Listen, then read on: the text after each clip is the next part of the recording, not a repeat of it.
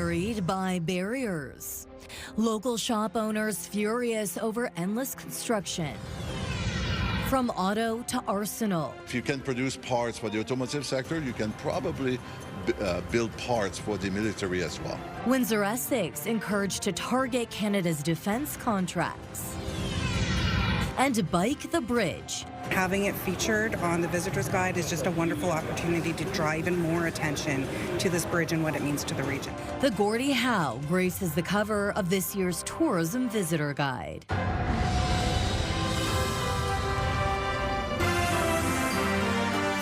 CTV News with Stephanie Mazzotti. Good evening and thank you for joining us on CTV Windsor and AM 800. Frustration is boiling over for a group of small business owners in Windsor who say a year-long construction project has choked off access, crushed revenue and left them with no answers. And now they're threatening to take their fight to court. CTV's Bob Belichico joins us now with the latest on this. Bob, what exactly is the situation out there? Well, Stephanie, there's a problem right there, right behind me. Construction zone, they're digging into the ground. A lot of dirt flying around. Businesses I spoke with today say they are frustrated. They say this project is dragging on, no timeline for completion, and their businesses are hurting. Now they want compensation. I want a compensation, which I deserve. Business owners have had enough. They say Turner Street has been under construction since last March. All the way from Parkdale Place, from Grand Marias, there's road closure signs. And it's been still going, and that hole, what's actually right behind me, they started digging around 7 times on the last 3 days. Gabriel Patkas owns the strip plaza and is completely flustered by the time it has taken to do whatever is being done. He claims he received no notice. He does say initially, though, signs indicated the work would only take a few weeks. No, it was just showing over there on the advertising besides the road. It will be done in about 3 weeks. Now it's past another 3 or 4 months. He says the businesses have not had any update from Enwin about the work or how long it is scheduled to take. This is very, very, very unprofessional. And he says it's hurting their livelihood. You know, a lot of cars have been canceling. Even a lot of my friends themselves, they tell me they get here all the way with their nice cars. They don't want to drive on the gravel. They don't want to drive on all that.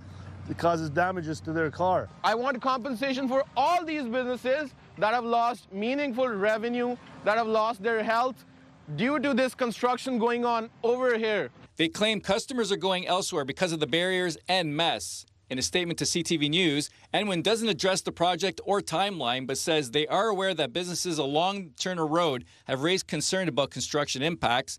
Enwin has maintained access to all businesses throughout the project and continues to work to minimize disruption. There is an opening from Grand Marais, but that hasn't always been the case. Trucks, they repeatedly block this entrance into the plaza, and we've had to request them repeatedly to move the trucks out of the way, and they have not been compliant all the time. Man, it gets really dusty around here when cars go by. Anyway, so the businesses I spoke with today are getting together as a collective. They want a solution, they want it quick, they want a timeline for completion of this project, and they want compensation. They've gotten together and talked about hiring a lawyer and taking legal action. Stephanie? Okay, we will see what comes of this. Bob Belichico with our top story tonight. Thank you, Bob. In other news, Hotel Dieu Grace Healthcare is also dealing with money problems. A substantial deficit is being projected $4 million. However, the hospital's CEO says work is underway to improve their financial situation. Hospital leadership say that $4 million deficit was actually $8 million a year ago.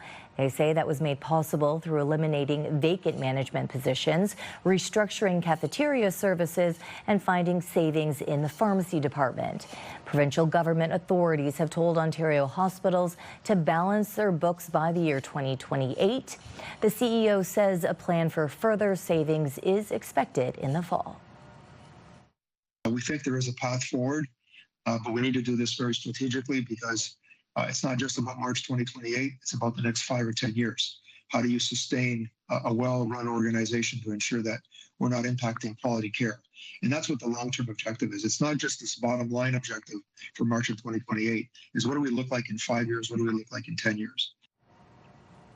Under the pressure of high housing costs, a Windsor City Councillor wants to see if they can provide some relief to those most in need. Now, what kind of relief are we talking about here?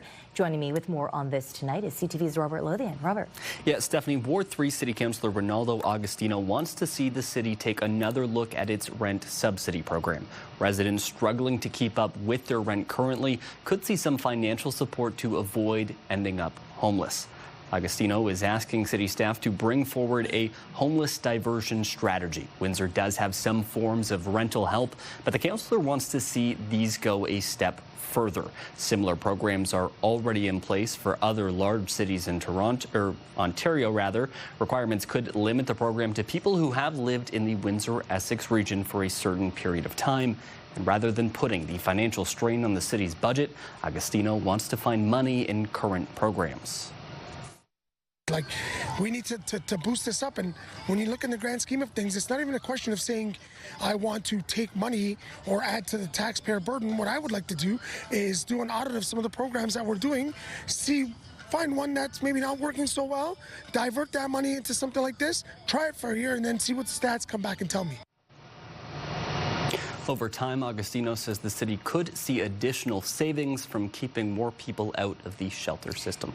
Okay, so Robert, when can we see more details on this? Yes, Stephanie, so this will actually be part of a larger report that is expected to come back to Windsor City Council, which will look at what other municipalities are doing to address homelessness. Now, Agostino is hopeful they can receive that support and that report, before municipal elections this fall. Okay, Robert, thank you for this. Thank you. CTV meteorologist Gary Archibald joining me now for a first look at the weather from the top of the Bell Building tonight. Good evening, Gary. Good evening, Stephanie. Good evening, ladies and gentlemen. A beautiful day. UV index is high. We have direct exposure almost overhead, and it's going to be a warm evening. Great night to go out and do pretty much anything, from going for a walk, a jog, walking the dog, perhaps headed to a patio, and maybe firing up the barbecue in the backyard, inviting some family and friends over. We are in this area of high pressure. That's why it's quiet tonight for the most part, but showers are on the way, and a frontal boundary could tomorrow afternoon elicit some thunderstorm activity. I'll break down what you need to know and see just how cool it's going to get for the weekend, and it will. That's just ahead. For now, I'll send it back to you inside at the desk. Stephanie? A Windsor man convicted of extortion and criminal harassment out on bail while he awaits an appeal hearing is tonight back behind bars. Windsor police say 45-year-old Jason Nasser was under strict orders by the Ontario Court of Appeal. They included not using the internet to discuss or promote child exploitation and to stay off his YouTube channel. Windsor police have now charged Nasser with breaching those orders. The allegations have not been proven in court. The Ford government has passed their spring budget. The legislation faced criticism over changes to freedom of information laws, which will allow the Premier and his cabinet to keep all their office records secret. Here's CTV's Siobhan Morris. Anger across the aisle as MPPs pass Ontario's 2026 budget. A budget with a tax cut for small business, a cap on ticket resale prices, and more money for home care. But tucked inside, a dramatic, retroactive change to freedom of information laws. This is a budget that is about protecting the Premier and his phone records, because guess what? We all know that this Premier has been up to something. The overhaul will keep phone records from the Premier, ministers, and their staff secret. It comes after a court ordered Doug Ford to turn them over. He insists 95% of all information will be able to FOI. Is that the 5% that is related to the RCMP investigation of the $8.3 billion Greenbelt scandal? Is that 5% related to how the government's using the Skills Development Fund as their own personal piggy bank? The finance minister argues this is about matching Ontario with other provinces and the federal government. The Westminster model on cabinet confidentiality is critical. He already knows that there's cabinet confidentiality. He's trying to pull one over on everybody. The anger in question period didn't only come from the opposition benches. Why does this Premier, who claims to be accountable make it so very hard to hold. Do you know why the members down here? Because CP24 didn't want her anymore, bottom line. Yeah, it hurts, doesn't it? It hurts when you aren't wanted. There's a reason why you're here. An outburst that some opposition leaders think demands an apology. That is beneath the office of the Premier, an office that he's privileged to hold. I think it's just another example that the Premier's out of control. Siobhan Morris, CTV News. A call to arms for Windsor Essex manufacturers. A Canadian economist says we are the perfect place to capitalize on military projects. Joining us to explain on this, Michelle Molesky. Well, Stephanie, BDC, the Business Development Bank of Canada, is organizing a special conference for Windsor Essex this summer with a single item on the agenda, tapping into Canada's boost in military spending. We're at the beginning of this transition. BDC's chief economist Pierre Cleroux says the business leaders in this room are best equipped to snag a slice of a multi-billion-dollar pie. We have committed to double our defense expenditures by the end of this decade.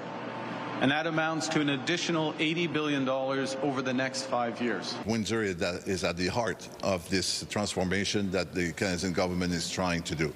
Cleroux says it doesn't have to be tanks rolling off the line at Windsor Assembly. If you can produce parts for the automotive sector, you can probably build parts for the military as well. Not only is Canada doubling its military spending, they also want to invest it in a Canadian supply chain. We're looking for companies who are already in that supply chain, but also companies who are not, and they can pivot. Cleroux says it could be a way for automotive companies to diversify in a time when the sector is slowing down because of tariff uncertainty. He calls the White House tariffs on 90 countries, quote, the new world order. Yet he is still confident the Americans will ink a new CUSMA deal. I don't think the U.S. can afford not having a free trade agreement with Canada. We're too important. We buy for more than $400 billion every year to the U.S. The question mark, he says, is whether or not tariffs will change. His address to Invest Windsor Essex Thursday wasn't all doom and gloom. Cleroux isn't worried about a recession in 2026 because he says consumer spending remains strong in Canada. In terms of buying services, products, restaurants, tourism is part of services of consumption as well. Cleroux did warn today hiring is going to be difficult in the coming years for two reasons. Canada has an aging workforce that he believes will be looking at retiring, and then the change in immigration policies means there will be fewer people to go around. BDC recommends companies start thinking about how artificial intelligence could potentially help them navigate that problem. Stephanie. Okay, Michelle, gas prices are a big topic right now. Did he make any comment on that whatsoever? Yeah, he actually did, and he has a bit of a different take on it. He feels that gas prices won't stay high for long, and it's not that much of an impact on people's lives. We're going to get into that part of the story, Stephanie, later in Happening Now. Okay, thank you, Michelle Molesky, today. After 46 years in Windsor's restaurant scene, the Lumberjack restaurant on Howard Avenue has abruptly closed its doors. A notice posted on the front entrance says the lease was terminated due to unpaid rent. The landlord taking possession of the restaurant as of April 23rd. Staff were told all the belongings must be removed within 5 days. The long-running diner has changed ownership in recent years and was listed for sale in 2024. In a Facebook post, the restaurant thanked the community for decades of support, while owners told AM 800 News they are not ready to comment and need time to grieve.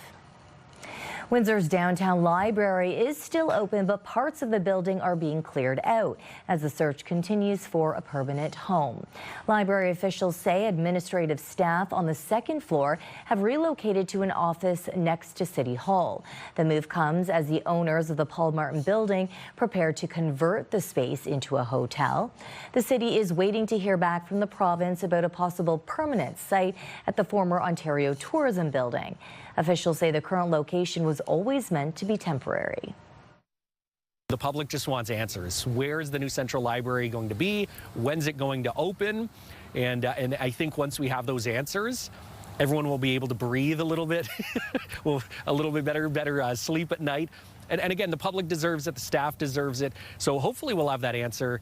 You know, I'm hoping within the next 6 to 8 weeks, ideally, and then we can start moving forward there. Bike the Bridge is this year's theme that graces the cover of Tourism Windsor Essex Pelee Island's official 2026 visitor guide, despite the fact the Gordie Howe Bridge hasn't opened to the public. There it is. Having it featured on the visitor's guide is just a wonderful opportunity to draw even more attention to this bridge and what it means to the region. Officials say the new cross-border link, including a pedestrian and cycling path, represents a transformative moment for regional tourism. An official opening, again, is expected sometime in this spring, but no date has been released yet. The 12th annual expo runs Friday and Saturday at Devonshire Mall. The tourism guide features more than 80 local tourism partners, showcasing attractions, events, and experiences across the region.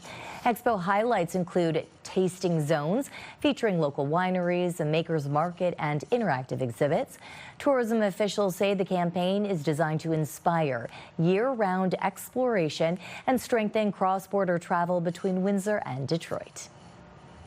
Please, when your family and friends visit you this summer, get off the living room couch, get away from the dining room table, and get out and explore the region, because as we talk to Windsorites and our friends in the county, we know a lot of them haven't been to our tourism attractions in this region. So when your family and friends visit you this summer, get them out there, explore your own backyard, and help inject economic benefit into our great community. This takes us to our question of the day. Are you planning a staycation this summer? Go to our website to cast your vote, ctvnewswindsor.ca. Yesterday, we asked if you suffered from allergies. More than 600 people answered. 61% of them say yes. Now, we do want to hear from you. Do you have a comment or question, an idea for a great story? Please text us at 10400. We're ready to go into detailed negotiations. We're also ready to wait if that's what has to happen. Still ahead, the Prime Minister is ready to negotiate, but the U.S. says it's looking at new sectors to protect. Fate unknown. Once the lifeline to Pelee Island, the G-Mon Ferry now waits. When we return, when its future will be decided. A major housing announcement tomorrow. The city unveils a new residential development plan and the next phase in the Roseland redevelopment project. That's tomorrow at 6 on CTV News. A disturbing online network designated a terrorist entity in Canada is raising alarm for allegedly grooming vulnerable teens for violence and chaos. Now, a Vancouver father shares his daughter's tragic story with CTV's Andrew Johnson. That's the first suicide attempt. When Jason Sokolowski's teenage daughter first attempted suicide, he noticed something odd and began to put together the disturbing pieces of what had led up to her transformation. He says she'd been groomed by someone identifying himself as culprit. It was asking for her to cut. He was degrading her. He says he later learned the person on the other end of the chat was part of the 764 network, and his daughter's suicide attempt was performative. It was on Discord. There was a self-harm group that was open on her laptop when she was in the hospital, and in it there was a bucket list of self-harm that perform these acts and you get status within the group. You become a celebrity within the group. She ended up taking her own life, a death her father considers a homicide. The end of a spiral that can begin when vulnerable kids are approached on games like Roblox or on TikTok, where conversations then migrate to platforms like Discord or Telegram. The initial contact, say experts, is often positive and doesn't look alarming to parents. They don't come out of the gate hard and fast. One of the things that they do is they look for youth that are looking for a need. A good example, friendship and acceptance. Victims end up coerced to send sexual images, mutilate themselves, or harm animals. The group is not simply motivated by money. This group and the associated groups known as the COM are evil. and they are monsters, and their goal here is to inflict as much emotional, psychological, and physical harm on their targets as possible. He feels education is the best tool for parents and children. Ottawa is currently considering whether to restrict access to social media for young people in Canada. One grassroots group of parents says that can't happen soon enough. It's clear that it's unsafe. It's clear that parents can't do this alone. You don't know every platform that's out there, every device your kid can touch. Jason Sokolowski agrees. We don't let kids drive cars, use guns, drink alcohol. Social media is turning out to be just as dangerous to children as any of those three. Sokolowski says he and other parents who have lost children to online extortion are going to be in Ottawa later this month to push the feds in person to better protect Canadian kids. Andrew Johnson, CTV News, Vancouver. Chilling new details have been released about last month's deadly crash between an Air Canada plane and a fire truck at New York's LaGuardia Airport. Stop, truck one, stop. Stop, truck one, stop. Investigators say firefighters in the truck heard the warning from air traffic control but didn't know who it was for. By the time they figured it out, it was too late. The truck had been cleared to cross the runway 12 seconds before the plane touched down. 2 Air Canada pilots were killed and some 40 people were injured. The U.S. today is considering new trade protections as talks with Canada heat up ahead of CUSMA negotiations. The Prime Minister says he's ready to negotiate or wait. CTV's Mike LeCouture on where things stand and where we go from here. As this Ottawa pub gets ready for a busy night of playoff hockey, the shutout of U.S. spirits has led to a run on Canadian alcohol. We really get asked more like about Niagara wines versus the Californias, and we get asked about the Canadian options for spirits as well. The decline in American booze sales is likely why U.S. trade officials continue to bring it up as an irritant. There may have to be an enforcement action to deal with this issue on wine and spirits in Canada. When pressed about that today, the Prime Minister pushed back. You know what's an irritant? 50% tariff on steel, 50% tariff on aluminum, 25% tariff on automobiles, all the tariffs on forest products. Those are more than irritant. Appearing on CNN, Premier Doug Ford made no apologies for Ontario not stocking U.S. alcohol and Ontarians not vacationing in the U.S. It's unfortunate that Canadians are boycotting spending tens of billions of dollars in the U.S. This can come to a quick end. Everyone can thrive and prosper. While criticizing the Carney government for making concessions and not getting any in return, the Conservatives say it's time to hold firm. I don't think we should squander any more leverage after learning from Mr. Carney's mistakes. Polyev believes the focus should be on the 2.6 million Canadian jobs affected by the trade war. The Prime Minister agrees, adding negotiation over American alcohol is a two-way street. We can make progress very quickly on that, with progress in other areas. Carney added Canada is ready to wait for those talks if that's what has to happen, using an increasingly defiant tone as the CUSMA deadline approaches. Mike LeCouture, CTV News, Ottawa. The Windsor Cancer Centre Foundation is once again calling on the community to dig deep and be a little daring. Their annual Show Us Your Brave campaign is back for a third year, inviting participants to face their fears. Now, one of the campaign's signature events is Brave Day, set for Saturday, May 23rd. Participants rappel down the CIBC building in downtown Windsor, all in support of the cause. The month-long fundraiser kicks off May 1st, the goal to raise $400,000. Participants are encouraged to make a pledge, collect donations, and take on a personal challenge, even if it's something just outside of their comfort zone.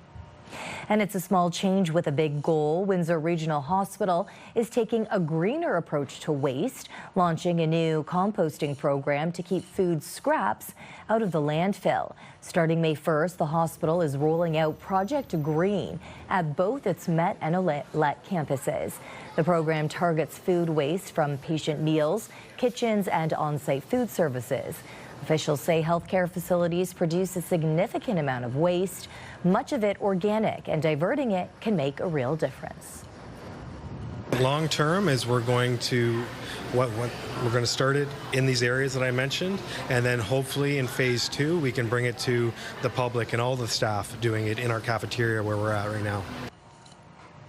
A familiar piece of southwestern Ontario, Ferry history is now up for sale. The province has listed the former G-Mon vessel for auction. The MV G-Mon, a longtime ferry serving Pelee Island, is being sold with bidding set to close on June 17th.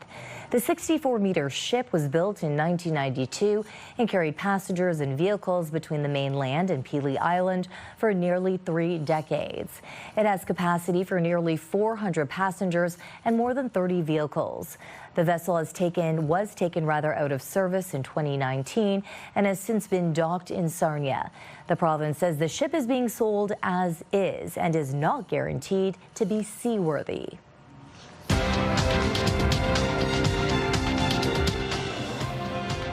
Canadian and U.S. markets drifted lower today amid continued oil price volatility and geopolitical instability.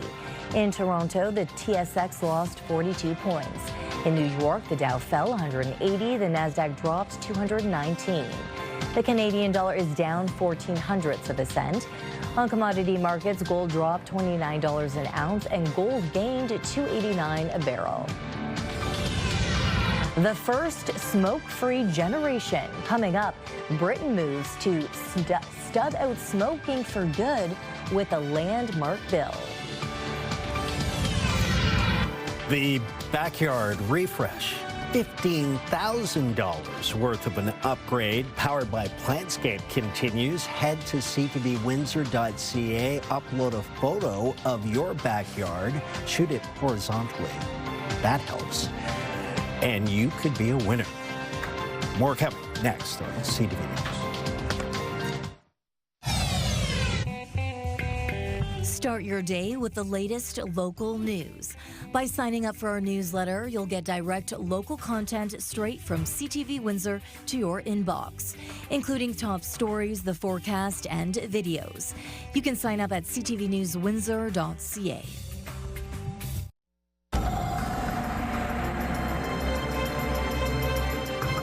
Gorgeous flowers, the warmth definitely welcomed, especially, Gary, compared to other cities and towns across the country. You're right about that, Stephanie. Today, between 3 and 3:30 our time, Windsor and Tecumseh, the warmest spot in the country, 24.4 degrees Celsius. The west is warming up as I speak, so we'll wait to see what transpires out there. But southern parts of Saskatchewan and Manitoba could beat that mark. So there it is, 24.4. Pretty interesting to see that we're in the mid-20s or close to, and it's still April. Average high for this time of year is 15.2. And our low today was just shy of 8 degrees Celsius. The air quality, back to the green, meaning good, acceptable. Temperatures a bit cooler in Chatham-Kent, but a very comfortable, sunny, a bit hazy end of day is underway. 19 degrees or 66 degrees Fahrenheit. We're at 24, close to about 23.9 in fact, so call it 75 degrees Fahrenheit. It should be a lovely evening if you're planning on barbecuing in the backyard or perhaps having a bite to eat in the patio. Toronto's at 17, Winnipeg's up to 22, and look at this, Regina is at 0 degrees Celsius, Calgary is at 5. So lots of cold air well to our west of southern Manitoba, and we are looking at a ridge of high pressure. That's why there really isn't any cloud of consequence across the region. And by the way, a couple of things to point out. Pulse thunderstorms can develop with pockets of warm air rising, condensing with instability. I think we're going to see a touch of that tomorrow afternoon with this wave that's moving through. Will we be as warm? No. Temperatures are going to be on the decline as we head towards Saturday. I think showers towards the afternoon, say around 4 p.m., 5 to 6. Between 4 and 6 through Windsor, Essex, Chatham, Kent, and further east from there. So it's coming. Now, thunderstorms, some of them could be severe. So we'll have to wait and see how things unfold if there's any warnings. But I think there's a good chance. Take a look at this evening. Clouding over, but a slight chance of showers. Wind still of the south. We are at 20 degrees at 8 o'clock, 14 at midnight. Take a look at our NR Carousel 7-day forecast. 18 in showers late in the day. Thunderstorm potential. Saturday, showers 13. And then 17s across the board for Sunday, Monday. Tuesday, Wednesday, Thursday, mid-teens. In and out of some cloud cover. That's a look at your weather.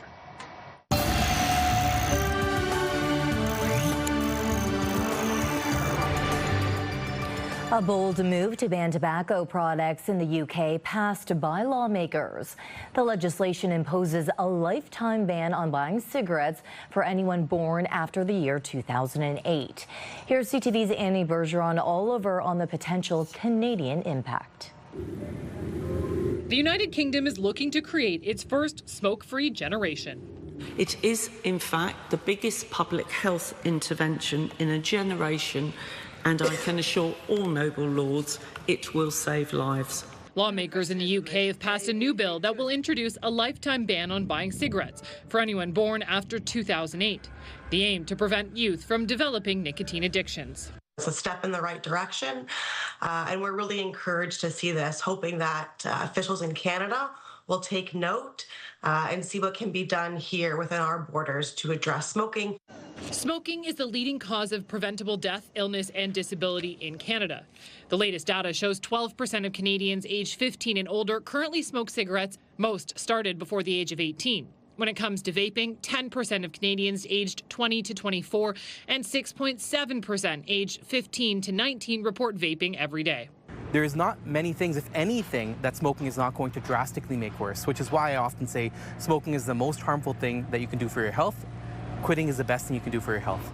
The federal government has been asked to consider a very similar proposal before, but so far it hasn't made any moves.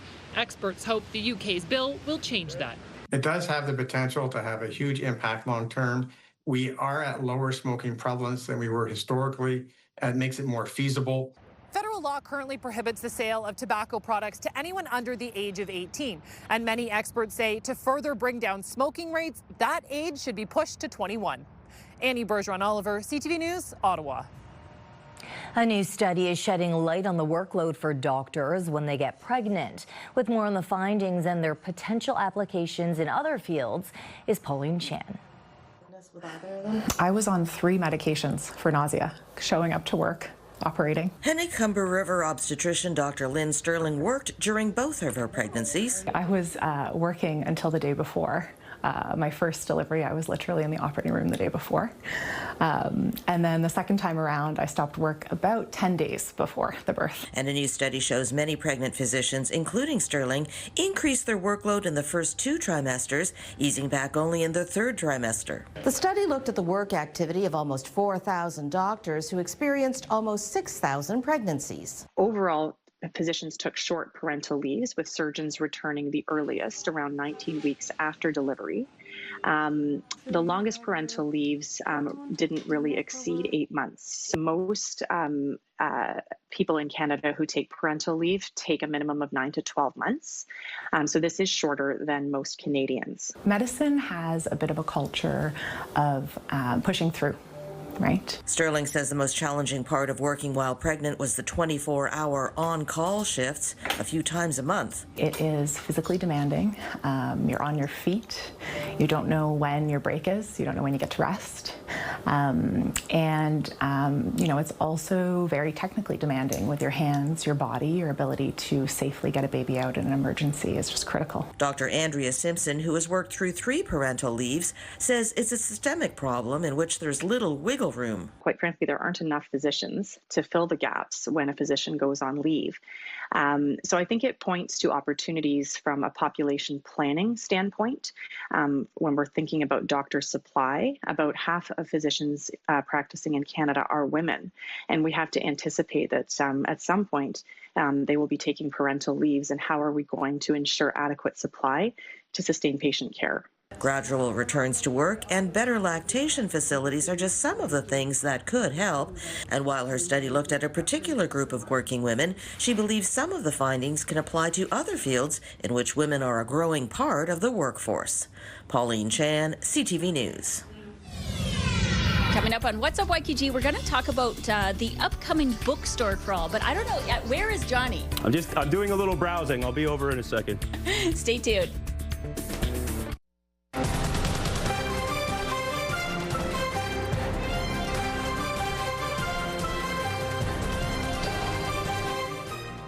A prison guard in Toronto has pleaded guilty to smuggling thousands of dollars of drugs and weapons into the detention center that he worked at.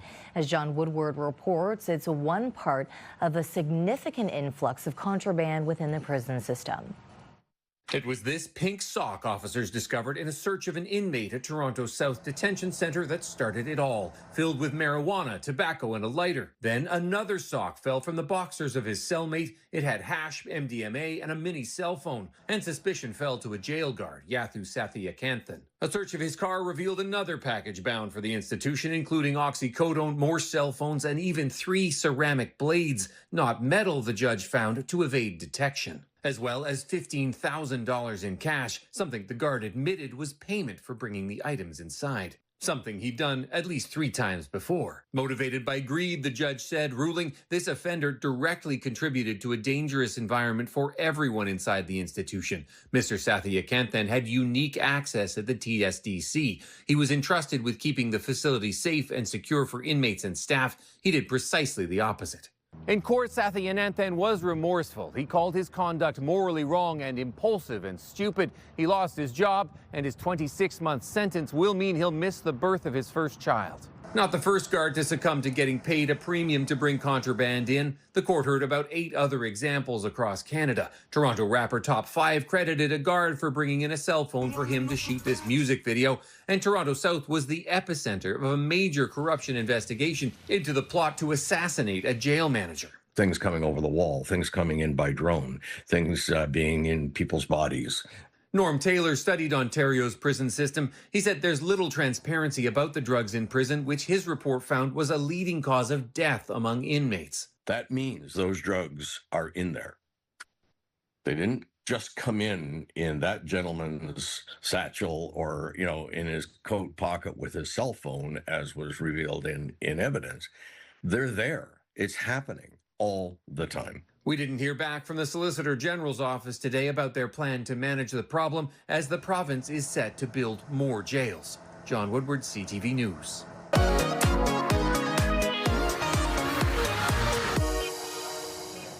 Turning now to our weekly segment, What's Up YQG, with Johnny Parks from our sister station 89X and our own Melanie Kentner. Now, you are talking about an upcoming event for book enthusiasts.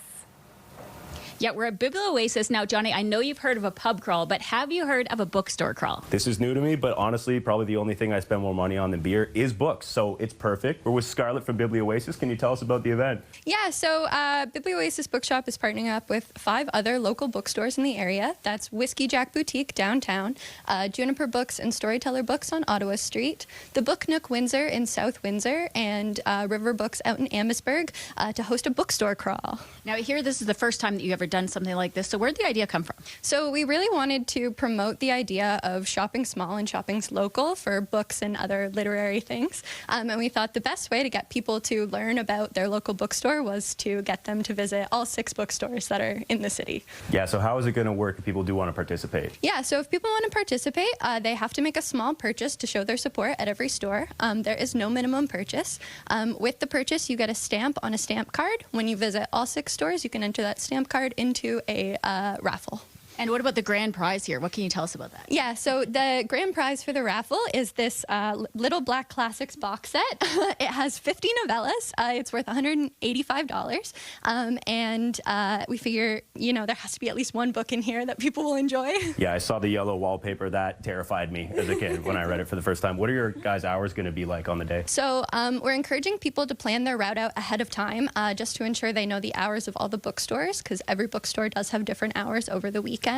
Here at Biblioasis, we'll be in the shop from 10 a.m. to 9 p.m. on Friday, 10 a.m. to 9 p.m. on Saturday, and 10 a.m. to 5 p.m. on Sunday. But again, it's good to double check with all the bookstores to find out what their hours are the weekend. Absolutely, and we'll put the link on our website so everybody can know when to be where and get the whole idea.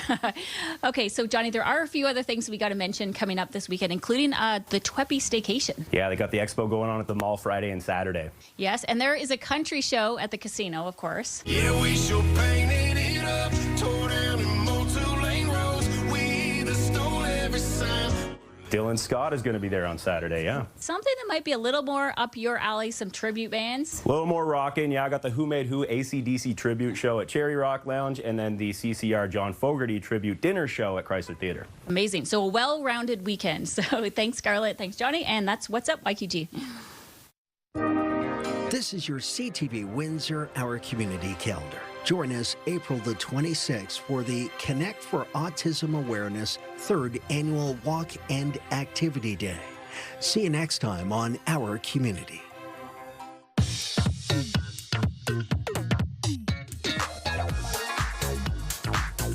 It's time to check in on what's happening now with Travis Fortnum. Now, Travis, let's circle back to the Canadian economy once again. Yes, and we're going to focus now on gas prices. BDC Chief Economist Pierre Cleroux says there is a positive spin-off for Canada, especially for provinces which are quote-unquote oil-rich. They're benefiting from the soaring cost of gas because he says we produce more than we consume. Cleroux is also predicting a solution to the war in Iran is, quote, imminent, which should help with the rising cost of gas. But at the end of the day, he reminds consumers gas is actually a very small portion of the average budget. We're all annoyed by paying more at the pump, but at the same time, gasoline represents 5% of people's budget in average. So it's not a big part of our budget. Cleroux also touched on CUSMA negotiations, manufacturing, and Canada's workforce. You'll find all those details at ctvnewswindsor.ca. Okay, and we also have a story about a small pin for a big cause. Yes, that's right. The Dove Pin campaign returns starting today. The Hospice of Windsor and Essex County runs it to raise money for end-of-life care throughout the community. For a donation, you get a pin, wear it, and show your support, and hopefully encourage some other folks to chip in. Those details over online. And in our social spotlight tonight, I thought one of the perks of being a pro athlete would be that you don't have to know science. But apparently the social media team at the Toronto FC had other ideas, putting the soccer players to the test to see who could get the orange out of the vase of water without simply dunking your hand in or pouring it out. As you can see, a few strategies put to the test here, but yes, the solution is to swirl it, creating a vortex that lifts it up, or you could just grab one of those sharp sticks. I was just going to say, he has a spear there. Yeah, spear. Is he allowed to do that? No, or because then you can't eat the orange after, because it's got that dirty spear in it. We should test people here and see what they figure out. Yeah, it'd be interesting to see how all of us creative solutions for Since sure. everyone makes fun that journalists don't know math or well, yeah, science. Sure. But I love math, so. You do? I don't. Yes, I do. Okay, and that's what's happening now. Thank you, Travis. Birds over business. What do you do when bird's nest is keeping you away from working? When we return, the choice one construction company was forced to make.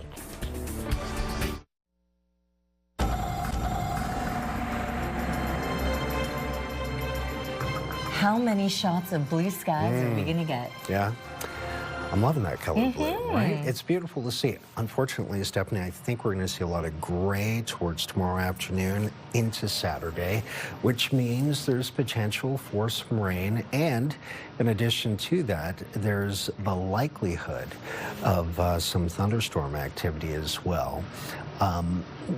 Just keep that in mind. So the umbrella, keep it in the car, in your knapsack, your bag, towards the afternoon. Tomorrow, we'll still see a high of about 18. Then we're down to 13 and rainy on Saturday, Sunday, Monday holding at 17. Cloudy for both days, a little bit more on Monday. Then showers Tuesday, Wednesday, Thursday, fairer weather cloud, but temperatures in the mid-teens, but that's where we should be for this time of the year and for next week this time. Okay, thank you, Gary. Okay. Travis, you are on the desk for tonight. What are we going to be talking about? Well, we've all heard about that $80 million Lotto Max jackpot and probably dreamt about what we would do if we won it. Well, there is a pair of old friends in London who do not have to dream anymore. They won it. They claimed the prize. And it turns out they immigrated to Canada together in the 90s and have been friends for decades. We've got that story. It's a really good one tonight. Ooh, looking forward to it. Okay, thank you, Travis. Finally, tonight, it's nesting season and birds everywhere are busy building homes. But in Delaware, one pair have picked a surprising spot, a construction site. It's becoming the Osprey Hotel here in Delaware, so it's a cool little thing every morning. The construction company is letting the Osprey birds have the crane for now. The nest sits 50 feet above the ground. The owner of the construction company says his whole family loves it, and this crane is not going anywhere. The crane was needed for a different job, but the company rented another crane for about $15,000. Now, these birds will lay between 1 to 4 eggs, which are then incubated for about 40 days. I couldn't just try and move it. I mean, no. You gotta, let nature do its thing. $15,000, that's a lot of money, but great in terms of maintaining and promoting conservation, right? And they're beautiful birds. We have them around here. Now, if you ever get a chance, take photos because they can be exclusive. It's super cool. It's very cool. And a great way, a little marketing for the construction company there. Smart, that doesn't hurt. On behalf of our dedicated team here at CTV News Windsor, thank you for watching. For updates throughout the evening, go to ctvnewswindsor.ca. Gary and I will be back with your only late local newscast at 11. Good night. See you then.